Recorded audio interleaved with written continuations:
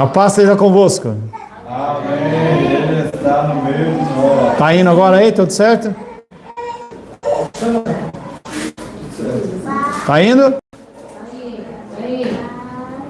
Em nosso último encontro, estivemos meditando sobre o tema Campos Prontos para a Colheita. E antes da queda da internet, eu falava de coisas que me eram agradáveis dentro da minha infância e minha adolescência, quando minha mãe fazia duas comidas. Uma delas era a rosca, em que ela sovava uma massa doce, era um pão doce. Ela passava um negócio em cima para ficar mais escurinho e depois que saía do forno, eu passava uma manteiga, aquilo era muito saboroso. E a outra coisa que eu tenho saudade de comer é a esfirra, que ela fazia, uma esfirra aberta, fechada, em formato de triângulo, e eu cortava, logo que saía do forno, cortava a pontinha, jogava limão em cima, e aquilo era muito saboroso.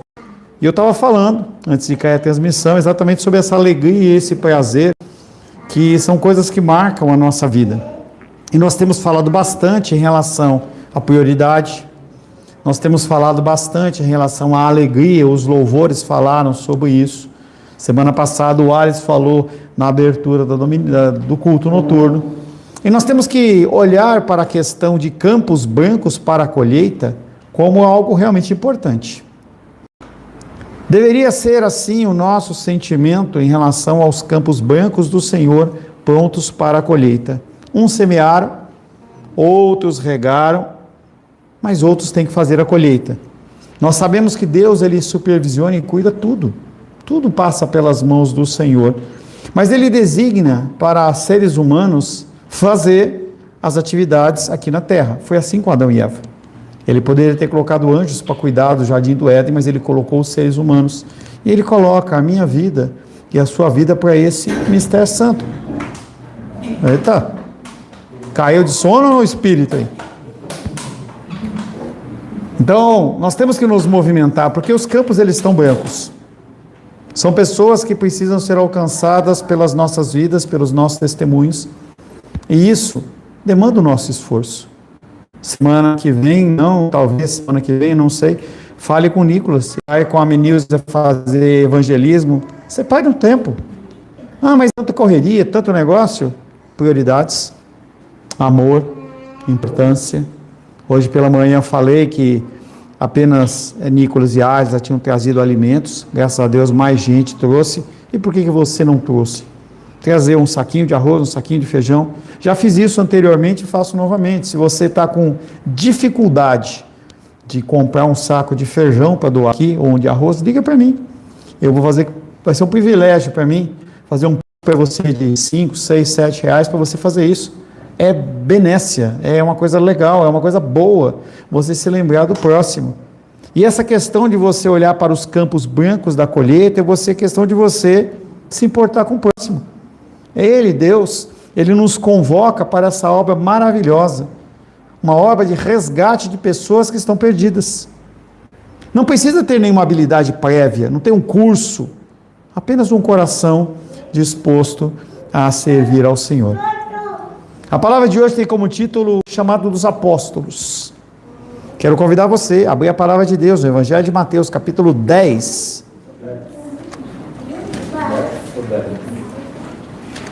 Mateus 10, Mateus 10, versos de 1 a 4. Pega uma Bíblia para você, Helena, por favor. Então veja com a Luísa aí, ó. Mateus capítulo 10, versos de 1 a 4. Pode deixar. Apenas aqueles que têm saúde fiquem de pé. O Felipe, eu tenho certeza que ele consegue ficar de pé também. Eu fiquei com a Isabela lá fora. Não tem problema não. Vai continuar segurando do mesmo jeito. Mateus capítulo 10, versos de 1 a 4, diz o seguinte: Tendo chamado os seus 12 discípulos, deu-lhes Jesus a autoridade sobre espíritos imundos, para os expelir e para curar toda sorte de doenças e enfermidades. Ora, os nomes dos 12 apóstolos são estes: primeiro, Simão, por sobrenome Pedro, e André, seu irmão, Tiago, filho de Zebedeu, e João, seu irmão, Filipe e Bartolomeu, Tomé e Mateus, o publicano, Tiago, filho de Alfeu e Tadeu, Simão, o zelote, e Judas Iscariotes, que foi quem o traiu. Palavra do Senhor, amém? Louvamos a Ti, Senhor, para a leitura da Tua palavra. Precisamos ouvir a Tua voz, a Tua direção. Precisamos que o Senhor nos oriente, nos guie e nos abençoe, Pai. Peço que o Teu Espírito de entendimento seja sobre as nossas vidas. Que nós possamos, Pai, extrair daquilo que vai ser falado, lições e instruções para nós vivermos uma vida plena em Cristo. E peço, Pai querido, que o Senhor possa me utilizar como instrumento da Tua vontade nesta noite, para trazer uma mensagem santa aos nossos corações. Ora em nome de Jesus. Amém. Podem se assentar em nome de Jesus. Quando encontramos listas de nome na Bíblia, pelo menos eu creio que você também, como esta dos 12 apóstolos, a primeira coisa é que é difícil nós ficarmos animados com uma possibilidade de revelação, alguma instrução, ou mesmo de ler. É chato quando você vê aquela sequência de nomes, mas entenda que mesmo os nomes, eles estão nas Escrituras com uma finalidade. Nada que está nas Escrituras Sagradas é algo a ser descartado, mesmo que ao nosso paladar não seja agradável você ficar lendo uma lista de nomes. Nós vemos o comissionamento ou o chamado desses homens para serem apóstolos de Jesus. E isso foi um dos eventos mais importantes do ministério de Cristo. Quando nós olhamos o ministério de Cristo, a gente vê coisas que são marcantes. Uma delas é esse chamado desses homens, dessas pessoas que vão dar andamento, a continuidade ao ministério de Cristo. Cristo, ele já começa, já no começo do seu ministério, a preparar pessoas para dar continuidade. É isso que eu faço com vocês. Eu trago para vocês algo para vocês terem como alimento, de tal maneira que vocês possam, de alguma maneira, dar continuidade. Seja eu em vida, seja eu em morte. Nós temos que sempre pensar na continuidade dos trabalhos. Então, nós vamos separar um tempo para estudar e tentar aplicar estes conceitos que vão falar a respeito desse texto nas nossas vidas. Imediatamente após exortar os seus seguidores a orar, pedindo que Deus enviasse trabalhadores à colheita das almas, ele, como Jesus, ele faz exatamente o que ele faz sempre. Ele ensina, ele faz e ele comissiona. Oh! Que é isso? Sempre Jesus faz isso. Ele ensina, ele faz e ele comissiona. Essa ideia, narizinho do Joaquim tem que limpar, hein? Tá escorrendo aí. Essa ideia de que nós temos que simplesmente mandar, isso funciona muito bem dentro do meio hierárquico. Eu estava lá fora com aquelas traque, né, as biribinhas lá, e aí eu peguei e joguei uma no Pedro, e aí o meu primo, que retornou, ele tomou posse lá do cargo que a gente estava orando. Aleluia.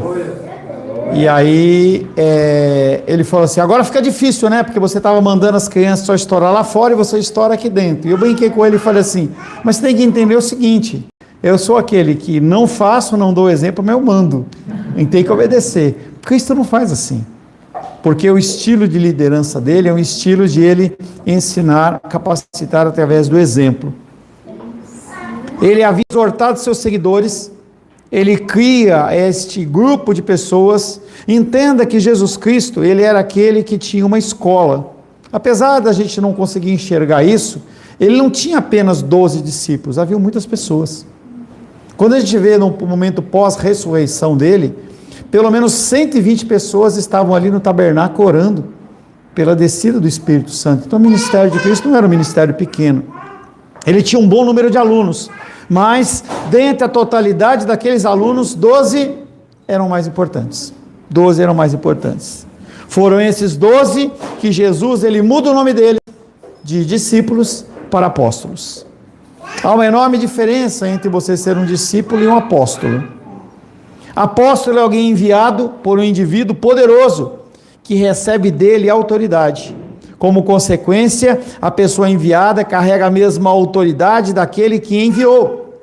É mais ou menos a figura do embaixador. Quando você pega, e nós temos aqui em Brasília as embaixadas, você vai lá na embaixada da China, aquele homem que está na China representa todo o país da China. E ele tem as instruções que dado, e se você invadir ali, para o povo, é um ato de guerra. Que você invadiu um terreno da China.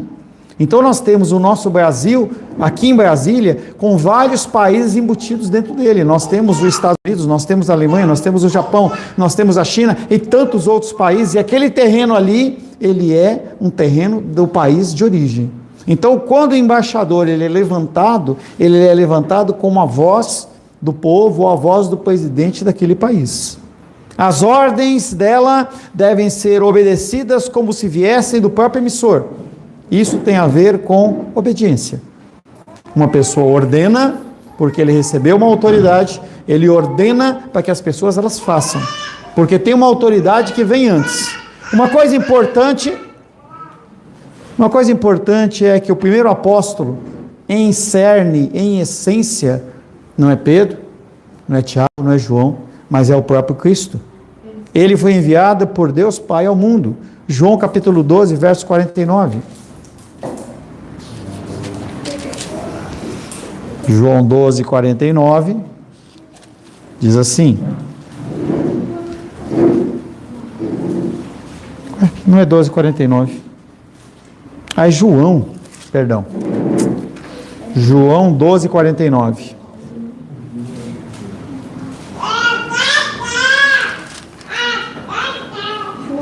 porque eu não tenho falado por mim mesmo, mas o Pai que me enviou, esse me tem prescrito o que devo dizer e anunciar. Mateus 28, 18.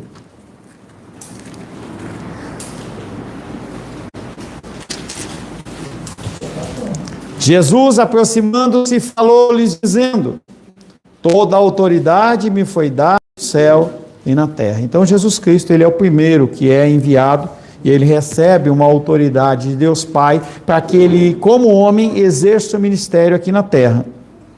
Todos os dias nós enfrentamos problemas de autoridade. Aqueles que têm crianças pequenas e crianças maiores, eles também padecem disso. Você olha para a criança e fala, faça isso. E aí a criança fala, por que eu tenho que fazer?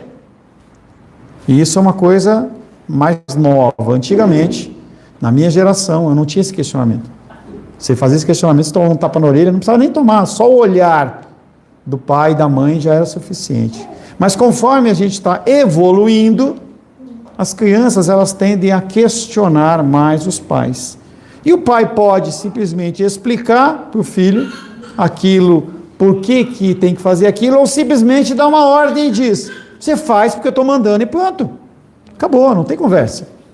São duas formas de determinação de autoridade. Seja de uma forma, seja da outra. Entenda que isso acontece na família, isso acontece no trabalho, isso acontece em estruturas de hierarquia de autoridade, quaisquer que sejam. Acontece nas escolas, onde os diretores têm autoridade sobre os alunos e professores. Acontece no exército, quando as autoridades superiores mandam. E a primeira coisa que o recruta aprende quando ele entra no exército é falar, sim, senhor. Não tem questionamento. E aquela clássica frase lá do BOP, naquele filme BOP 1, né? Tropas de Elite. Ordem dada é ordem cumprida. Não tem conversa. Você tem que fazer. E a gente vê esses contextos de autoridade dentro dos círculos de sociedade que nós vivemos, mas quando nós vemos a situação espiritual, a gente acha que a gente pode questionar. Facilmente qualquer um que está num trabalho secular, seja CLT, seja concursado, o líder dá uma comando, a pessoa tem que obedecer. Mas a gente tem dificuldade quando a autoridade ela é espiritual, em especial dentro da igreja e também em meio à família. Uma coisa importante da autoridade: nenhuma autoridade encontrada no mundo existe na própria pessoa. Eu não tenho autoridade na minha vida, nesta igreja, porque eu sou o pastor Paulo, ou porque eu fiz teologia, ou porque eu fiz qualquer tipo de estudo. Vocês, como homens dentro do lar, vocês não têm autoridade no lar, porque vocês são machos, ou porque vocês são mais poderosos, ou porque você tem mais força no braço. Deus, Ele determina essa autoridade sobre a figura sacerdotal. Lares que não têm a figura de um homem, debaixo da autoridade divina, ele age muitas vezes como um banana, porque ele não sabe a autoridade que ele tem. Quando a gente vê a figura do elefante, andando lá na selva, qual que é a força do elefante? Quando você olha uma girafa, estava vendo um videozinho, a girafa estava andando, veio 2 leões grandes, e os leões pularam no pescoço, aquela girafa deu uma pancada, porque ela sabe a força que ela tem. A palavra de Deus fala do boi, que se o boi... Ele sabe que o boi, ele fala do boi, que o boi, se ele soubesse a força que ele tem, ele não se submetia a carregar arado. Você não está entendendo, mas nós temos uma criança de 1 ano aqui, que ela está engatinhando e está aprendendo a falar. Então, se eu não dou um gritão, ela acha que pode fazer o que ela quiser. E como nós estamos falando de autoridade, você viu que ficou silêncio, né? Então vamos lá. Ninguém tem autoridade em si próprio. Eu não tenho. Ninguém tem autoridade em si próprio. O governo dos Estados Unidos, o governo do Brasil, não tem autoridade em si mesmo. Salmos capítulo 100, verso 3.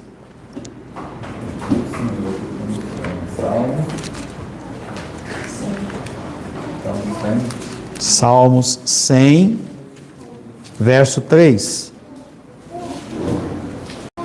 Sabei que o Senhor é Deus, foi Ele quem nos fez, dele somos o seu povo e rebanho do seu pastoreio. Ele se coloca como um pastor em que ele determina aonde as ovelhas vão passar. Se a ovelha vai beber água naquela hora ou não, se ela vai fazer isso ou aquilo, é a figura do Senhor, mostrando que essa autoridade, ela procede em primeira instância de Deus Pai. Ela cai para uma autoridade delegada para Jesus Cristo, e as outras autoridades, elas procedem dessa forma.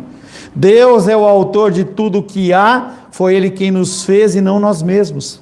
Em virtude da sua posição como Criador e soberano sobre todas as coisas, Deus tem uma autoridade chamada de inerente. Ele nele mesmo tem autoridade.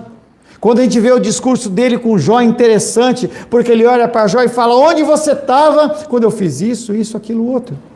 Eu não tomo conselho com ninguém. Já falei para vocês e falo novamente, quando nós olhamos a figura de Hitler, Saddam Hussein e outras pessoas de autoridade dentro do nosso tempo ou fora dele, a gente chama eles de tirano. E o nosso Deus, ele é tirano, mas sem a condição pecaminosa. Deus, ele não pega conselho com ninguém. Ele simplesmente ordena para a gente fazer, a gente tem que fazer. Se a gente é filho, a gente faz. Se você não faz, é porque você não é filho. A nossa função na igreja é mostrar exatamente o que Deus espera de você. O que você vai fazer com isso? É com você.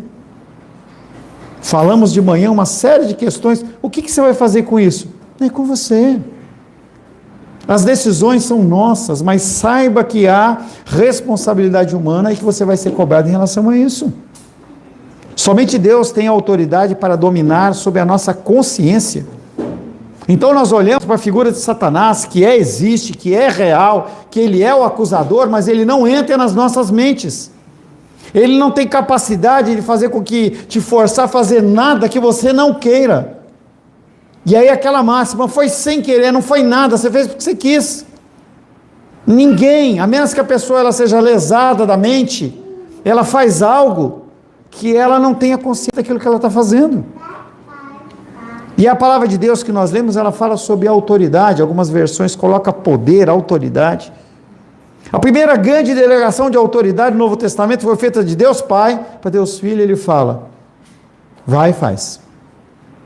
Jesus podia afirmar, se o Pai diz, está resolvido, está resolvido. Se ele falou, tem que ser cumprido.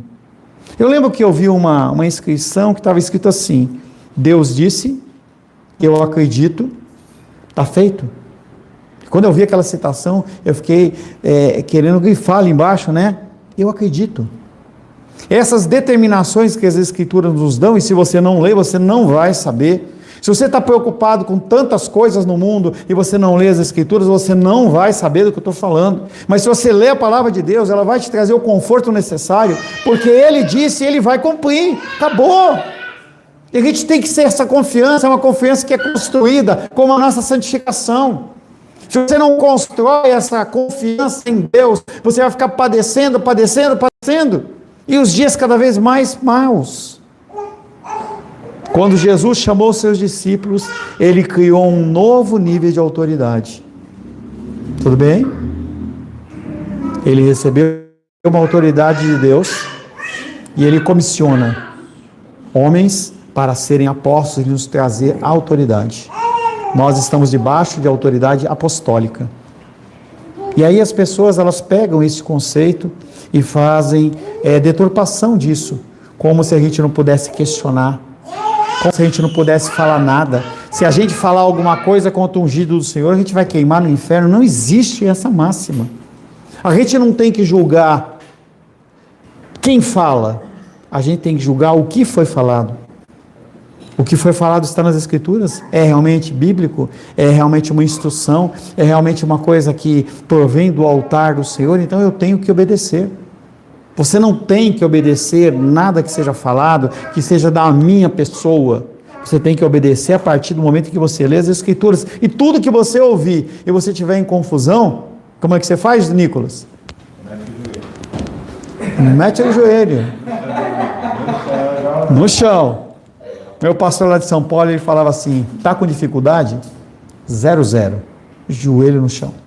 Nós temos esquecido que nós somos seres espirituais. Nós temos esquecido que o nosso Deus, Ele fala conosco. Nós temos esquecido que se você está com uma dúvida, uma dificuldade, você se ajoelhar, o Senhor fala. Eu estava matando o tempo enquanto a Luísa estava acabando de se arrumar, e aí eu estava lá no Instagram, e apareceu um vídeo, um corte de um filme, que mostrava um cara de frente pro capeta. E o cara estava lá, é o capeta. Cão, o dog. O dog não é o pet, não. Hã? Não é o Rock também.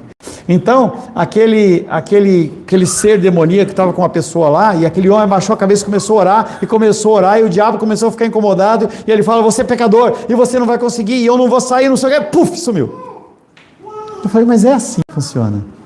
Se nós nos levantarmos com a autoridade divina do Senhor, o poder que o Senhor determinou, as coisas elas são diferentes.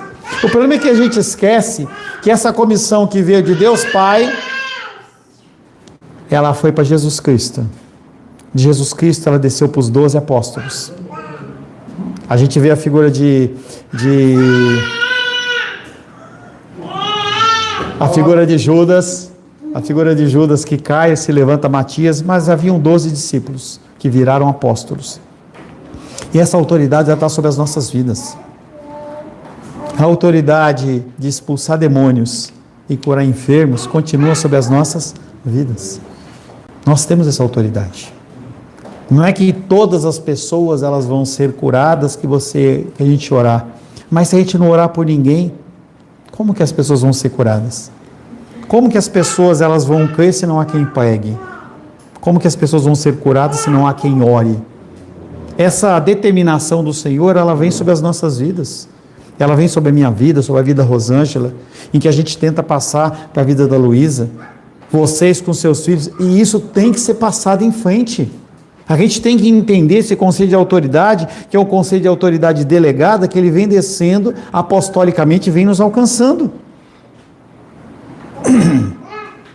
Expulsar demônios ou curar doenças exige um poder que por natureza os homens não têm.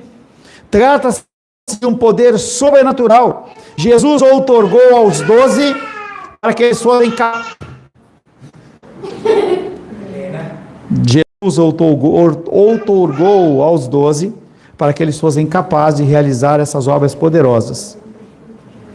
Jesus, seja poder ou autoridade, o que Jesus deu aos 12 apóstolos sobre espíritos imundos era a capacidade para ordenar que saíssem demônios das pessoas que estavam atormentando. Eles podiam expulsar demônios porque Jesus o determinou. Como que vai ser no dia do juízo, quando Deus estiver conosco e Ele perguntar para você, por que você não fez isso ou não fez aquilo outro? Entenda que quando as pessoas receberam seus talentos, um recebeu 1 talento, outro recebeu 2 talentos e outro recebeu 5 talentos. Aquele que tinha 5, transformou em mais 5. Aquele que tinha 2, transformou em mais 2. E aquele que tinha 1, ele enterrou. Porque ele entendeu que, se pegar a Heloísa no colo e ficar em pé, ela vai parar de chorar. Isabela, ela vai parar de falar. Se vocês não pegarem, não precisa eu falar. A criança está procurando atenção. Então o que você faz? Pega ela no colo, fica ali do lado do Nicolas, dá uma socolejadinha nele e tudo mais, e ela vai parando, ela vai acalmando. Ela está se expressando, não há problema, gente. Eu não tenho problema nenhum com isso. Eu só não tenho potência vocal para passar a voz dela gritando. Só isso. Para mim não me incomoda, não. Não tem problema nenhum, não. A gente vê bastante essa questão de autoridade nas Escrituras Sagradas. Quando nós vemos, quando a gente vê, por exemplo, a questão da Reforma Protestante, houveram 2 causas que foram motivadoras da Reforma Protestante. A primeira delas é chamada de causa material, em que a Igreja Protestante ela se levanta contra a Igreja Católica Romana e diz: não é por causa do Papa, não é por causa das minhas obras, não é porque alguém comissionou, é porque é pela graça. É pela graça do Deus que vem sobre a vida das pessoas. Então a salvação ela é algo que procede da graça e também pela fé. Isso é a primeira coisa. A segunda coisa que foi a motivação da Reforma Protestante, que é chamada de causa formal, é uma autoridade em que eles pensam que a autoridade daqueles homens, ela é superior do que de Deus. A gente vê isso dentro dos evangelhos, em que após a morte e ressurreição de Cristo, o Sinédrio, ele chama aqueles homens e fala: vocês calam a boca ou nós vamos matar vocês.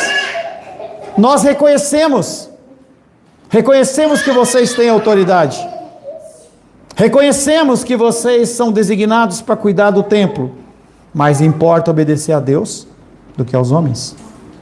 Lutero, quando ele é chamado diante do Papa, o Papa olha para ele e fala assim: você tem que negar esses ensinamentos, você tem que dizer que você estava enganado. E Lutero olha para eles e fala assim: eu reconheço vocês como líderes espirituais, eu reconheço os papas, eu reconheço os bispos, eu reconheço os ensinamentos, porém eu não posso ir contra uma coisa que o próprio Deus colocou no meu coração.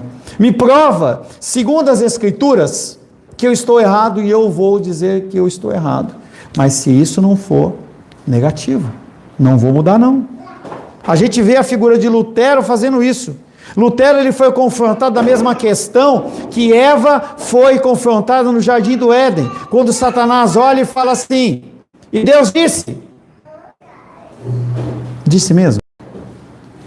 Será que você vai morrer se você comer da fruta? Será que realmente você está em pecado? Ele coloca essa dúvida em relação à autoridade. Ele olha para você e fala assim: se você fizer isso ou fizer aquilo outro, será que Deus vai estar com você mesmo? Uma das questões pontuais dentro do cristianismo, dízimo, em que, será que se você entregar o dízimo, você vai ter ou vai faltar? E as pessoas, elas ficam lutando dentro do próprio coração.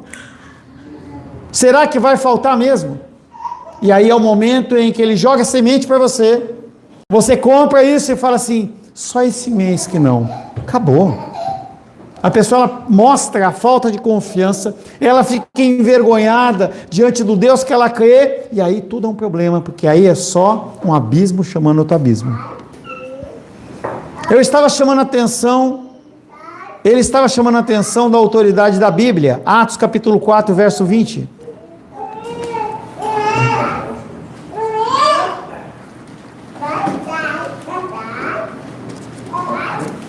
Atos capítulo 4, verso 20.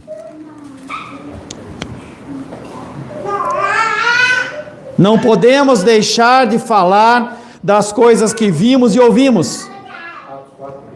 Atos 4:20. Não podemos deixar de falar. Não é algo que é opcional. Isso faz parte de mim. Isso faz parte do meu viver, do meu pensar, do meu respirar. Eu não consigo deixar de falar das coisas do Senhor, porque isso faz parte da minha vida. A autoridade da Bíblia repousa sobre a autoridade apostólica concedida por Jesus. Nos primeiros séculos, um teólogo chamado Irineu precisou defender os escritos apostólicos dos hereges. Aqueles homens diziam: nós amamos Deus, nós amamos Jesus, mas eu não gosto de Paulo, eu não gosto de Tiago, eu não gosto de João. E aquele homem começa a questionar ele, falando assim: gente, esses homens, eles carregam a autoridade do próprio Deus, e a gente tem que julgar o que eles estão falando. O que eles estão falando é contrário às Escrituras Sagradas? Se é, descarta. O próprio apóstolo Paulo diz: se você ouve algo que não te agrada, descarta, lança fora.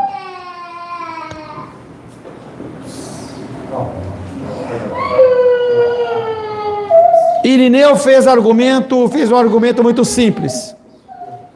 Ele observou que quando Jesus discutia com os fariseus, eles disseram em outras palavras: nós acreditamos em Moisés, o nosso problema é com você. Lucas 10:16.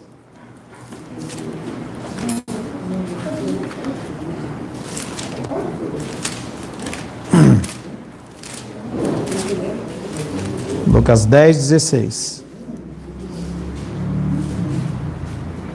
Quem vos der ouvidos, ouve a mim, e quem vos rejeitar, a mim me rejeita. Quem, porém, me rejeitar, rejeita aquele que me enviou. E ele está falando exatamente essa questão da autoridade, em que a rejeição dos ensinos bíblicos é uma rejeição do próprio Deus, é uma rejeição de Cristo primeiramente e depois do próprio Deus. Jesus estava afirmando que ser o apóstolo do Pai e rejeitar a sua autoridade significaria rejeitar a autoridade de Deus. Se rejeitarmos a Bíblia, rejeitamos a autoridade apostólica. Se rejeitamos a autoridade apostólica, rejeitamos a Cristo. Se rejeitamos a autoridade de Cristo, rejeitamos a autoridade de Deus. Se rejeitamos a Bíblia, rejeitamos a autoridade do próprio Deus, que é o que as igrejas estão fazendo hoje. As igrejas, elas estão atacadas hoje, a bichinha, hein? Você me deu açúcar para ela? O que foi? Açúcar não, né? Não é um diálogo, eu só fiz uma afirmação com os pais. Essa questão da autoridade, ela é tão séria, que se eu falar agora, ela para de chorar. Se eu falar, ela para. Ela olha, e uma coisa, não adianta entreter o Joaquim. Se você entrete ele, porque ele foi repreendido pela Vânia, isso tem a ver com a autoridade, por isso que eu estou falando. Ele quis pegar a bolsa da Vânia, a Vânia não deixou, ele chiou, porque ele não quer esse comando de autoridade. Simplesmente trazer ele no colo e agradar ele está falando o seu o quê? A vovó está errada, quem está certo é o vovô. Não é isso. É deixar chorar, acalmar, aprender e entender, porque senão não tem fim essa história de ninguém. Senão, acorda, Pedrão. Estou vendo que você está acordado. Entendeu? Se a gente não entender o princípio de autoridade, o que acontece é, a gente fica tentando resolver de uma maneira humana uma coisa que é espiritual. É humano, não, é espiritual. A autoridade, ela é divina e é espiritual. Mateus capítulo 10, verso 2, 3 e 4.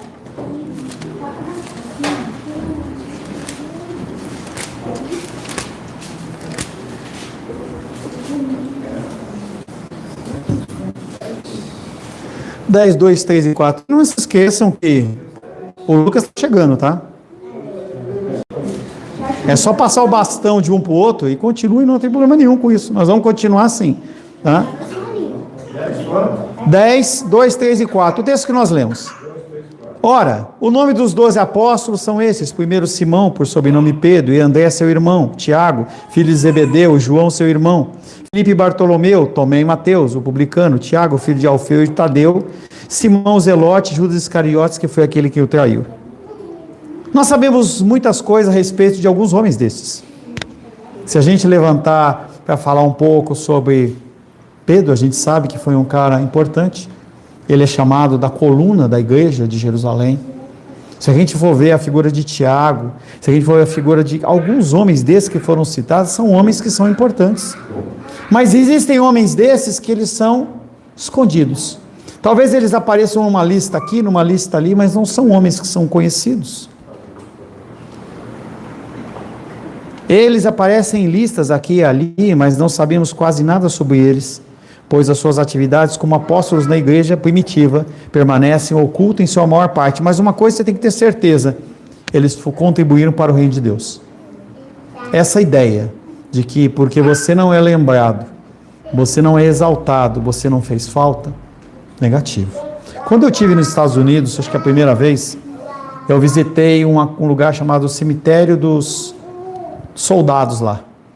Gente, não dá para ter noção do tamanho e a quantidade de túmulos que tem lá. Túmulos e túmulos e túmulos e túmulos, e um monte deles não tem nome, porque é a memória do soldado desconhecido.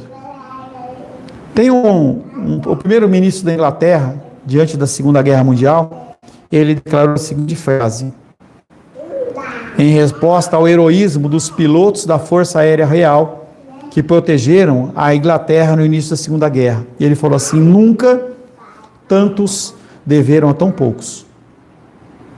Pessoas que não eram conhecidas, pessoas que deram a vida para que aquilo pudesse ser verdadeiro para a gente. Quando a gente olha, por exemplo, a questão da Bíblia Sagrada escrita na nossa língua, pessoas morreram por causa disso. A gente tem a figura de Lutero, de Calvino e outros, mas há pessoas que morreram sem a gente saber. E foram pessoas que diante de Deus são conhecidos e encontrados como servos amados, em quem Ele se alegra e tem prazer. Esses poucos a quem Jesus confiou a sua missão e aos quais concedeu a sua autoridade, eles viraram o mundo de cabeça para baixo. Atos 17, 6.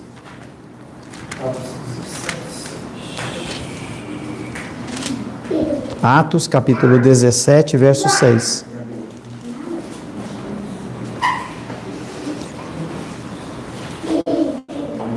Cinco e 6.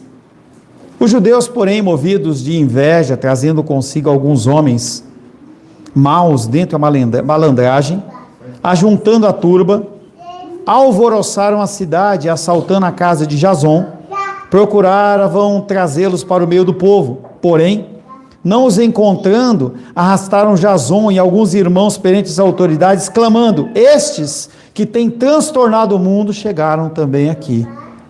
O evangelho, quando chega, ele cria transtorno, cria problema. Já falei para vocês, se Deus assim o permitir, na primeira semana de agosto, eu vou lá para o Maranhão dar um curso chamado Resolução de Conflitos Conjugais. E aí o primeiro slide está lá, Resolução de Conflitos Conjugais. Segundo slide, Criação de Conflitos Conjugais. Porque quando você começa a dizer para o homem o que ele tem que fazer, e para a mulher o que ela tem que fazer, gera conflito. Porque primeiro a pessoa sabe que eu vou estar certo, não porque é de mim, é porque as escrituras vão estar falando. E a pessoa ela pode brigar, pode achar ruim, e ela pode decidir manter o lar dela de uma forma não conforme. N exemplos eu podia dar de vocês, de pessoas que vieram para mim tentando corrigir o casamento, um caso em especial, a esposa veio e falou assim: pastor, eu estou cansada de ser o homem dessa casa, e eu quero que o senhor ensine meu marido a ser homem. Eu falei: tudo bem. Eu já conhecia ele. Eu falei: ó, fulano, está acontecendo isso e isso. Ele falou assim: eu topo, pastor. E a gente começou a fazer todo um trabalho do papel do homem no casamento e tal, e ele começou a mudar. O que aconteceu foi que a mulher ficou incomodada, e ela abandonou porque ela não queria mais aquilo. Estava incomodada de o homem estar tomando a frente. Então eu sei que eu vou gerar esse conflito lá, eu já vou avisar.